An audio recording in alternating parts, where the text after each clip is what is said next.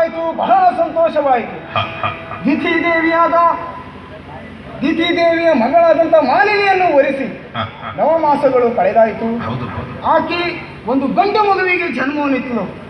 ತುಂಬಾ ಇದನ್ನು ನೋಡಿ ತುಂಬಾ ಸಂತೋಷ ಪಡಬೇಕಾ ಅಥವಾ ದುಃಖಿಸಬೇಕು ಎನ್ನುವುದೇ ಅರ್ಥವಾಗುತ್ತಿಲ್ಲ.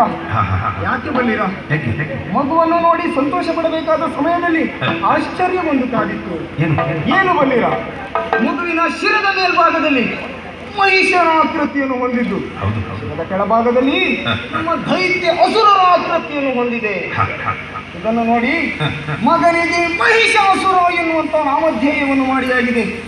ಮಗನ ಲಾಲನೆ ಪಾಲನೆಯನ್ನು ಹುಡುಕಬೇಕಾದ್ರೆ ಮನಸ್ಸಿಗೆ ಎಲ್ಲಿಲ್ಲದ ಆನಂದವಾಗ್ತಾ ಇದೆ. ಹಾಗೆ ಈ ಆನಂದದಲ್ಲೇ ನಾವು ಮೈ ಮರೆಯುವುದಲ್ಲ. ನನ್ನ ಅತ್ತೆ ದಿತಿ ದೇವಿಗೆ ನೀಡಿದಂತಹ ಮಾತು, ಸ್ವರ್ಗಲೋಕದ ಕಡೆ ಎಲ್ಲಿ ನಮ್ಮ ಮಂತ್ರಿ